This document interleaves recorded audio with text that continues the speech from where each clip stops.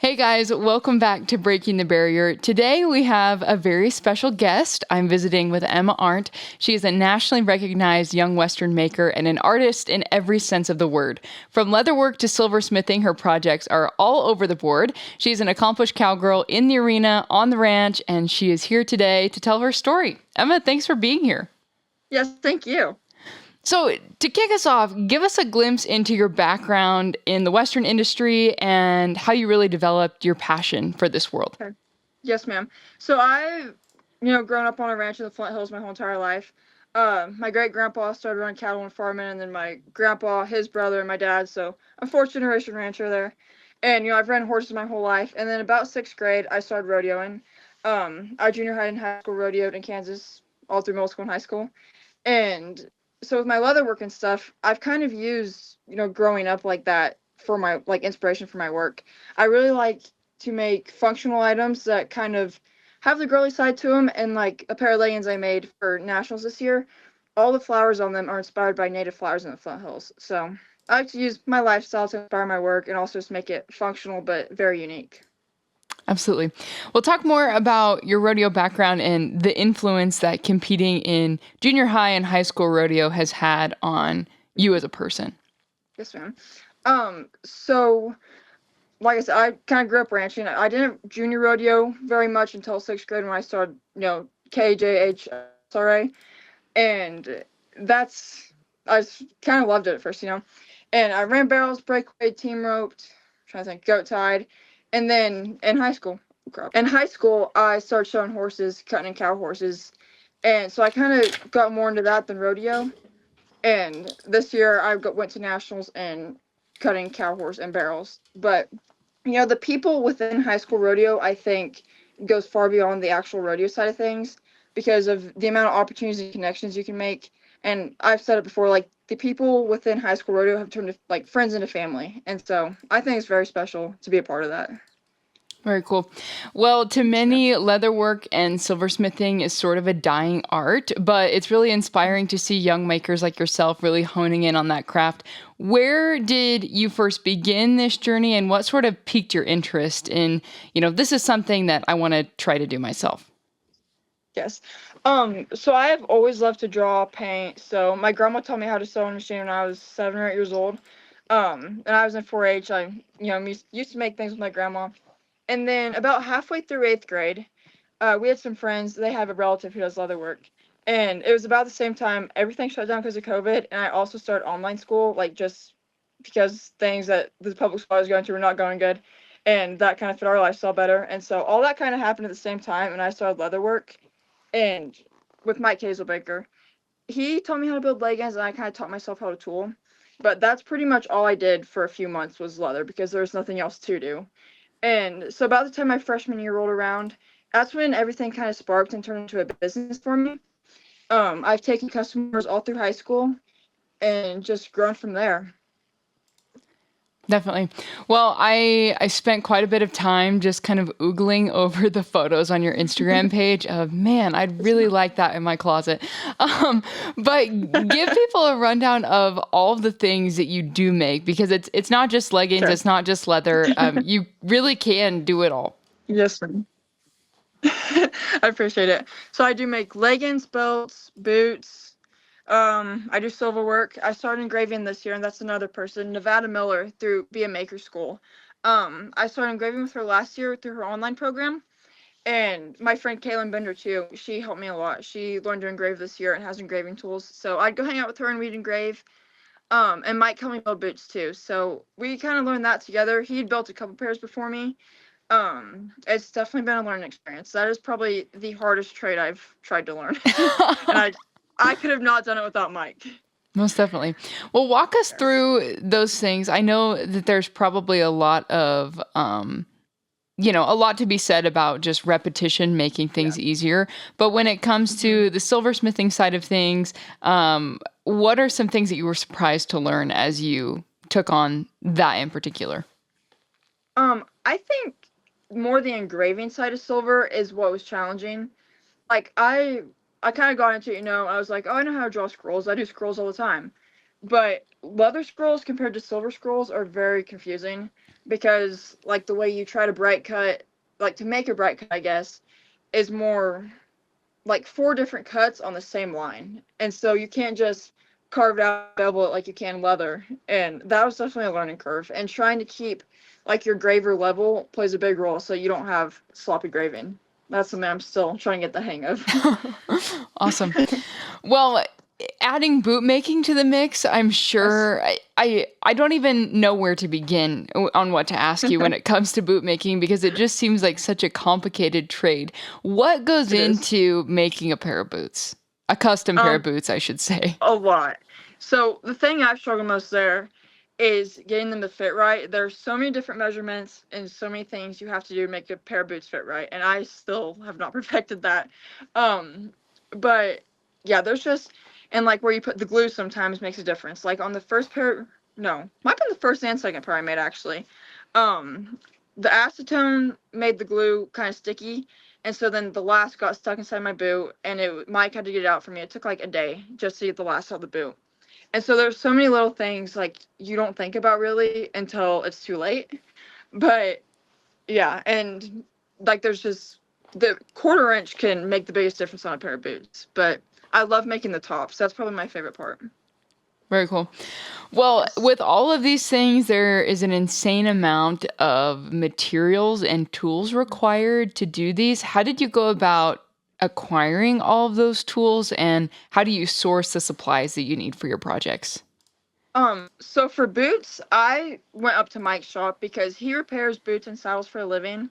And I had like, the leather tools to tool leather, make leggings and silver tools, but there's a lot more machinery, I guess, that goes into doing boots.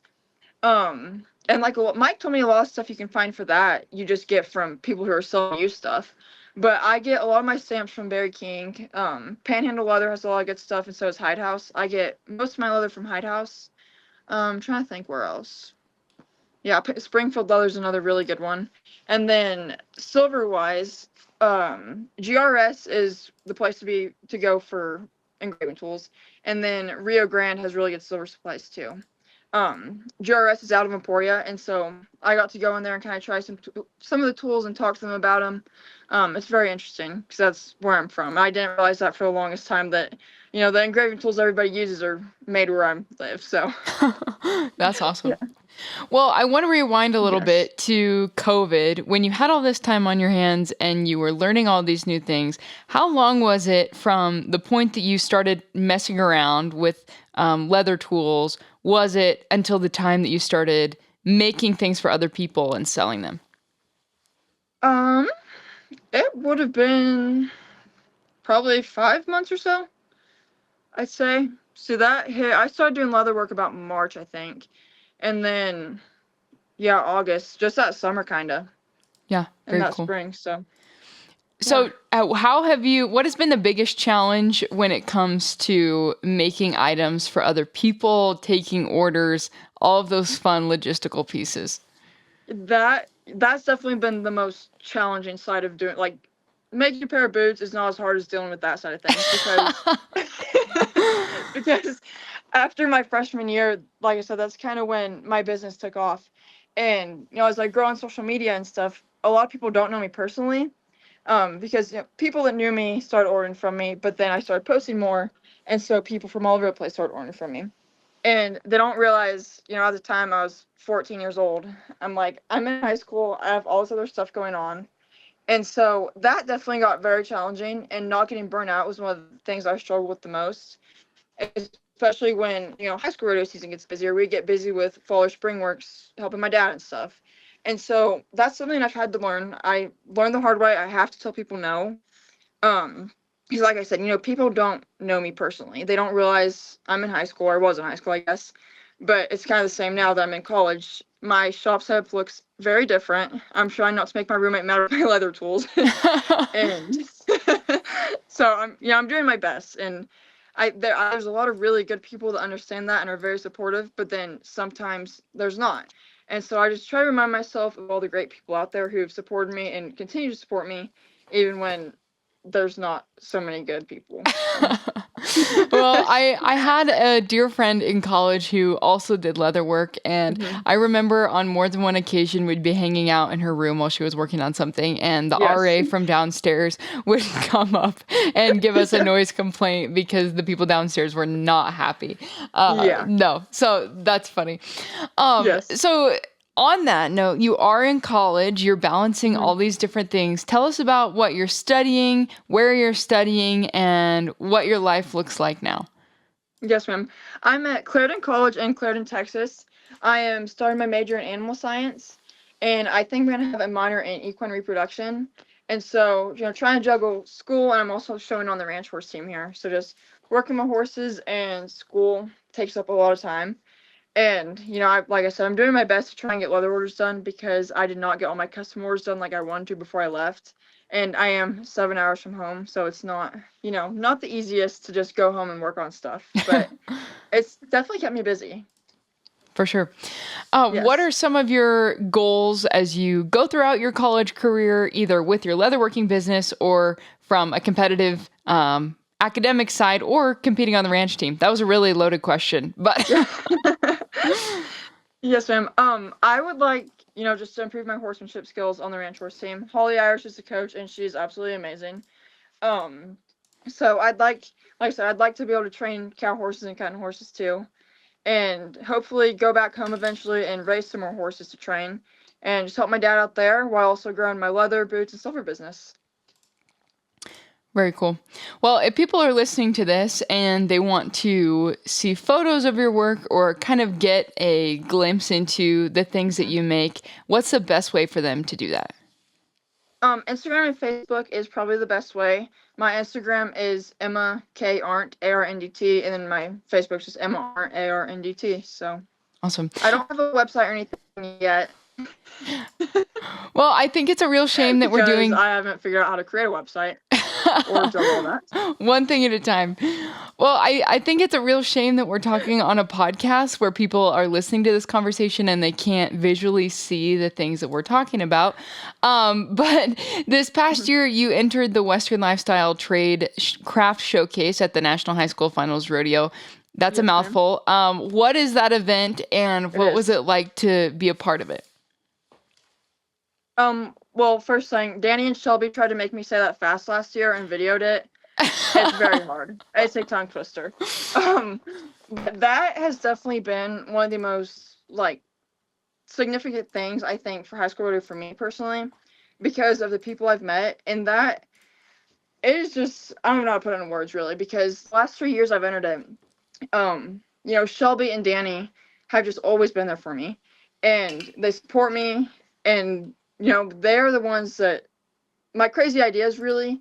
They're always the first ones to tell me it's awesome and to keep going because also the amazing sponsors that help put that on, like Western Horseman, Be a Maker School. They're all just people that I've always looked up to, and so for them to compliment my work is very special. And kind of like I've told them every year, when I first started leather work, I never really expected that to come out of it, and like for it to take me places like that. The connections I've made through there is just awesome. So Very cool. Well, what yes. advice would you give to a fellow young maker who is looking for resources and really wants to get started in this space? I would tell a young maker to not be afraid to ask questions. Some people might be willing to help, some others not, but you can always just reach out and see. And I like to help people. Like I told, like going back to the Western Horseman craft show, I've always said I want to be able to give back like so many people have to me. And so if there's a young maker listening, just feel free to reach out. I'd be more than happy to help and answer questions. There's lots of great resources online too. It's amazing what you can look up. There's books on Springfield Leather. I think Panhandle Leather has some books too. Don Gonzalez has a lot of really good videos on YouTube.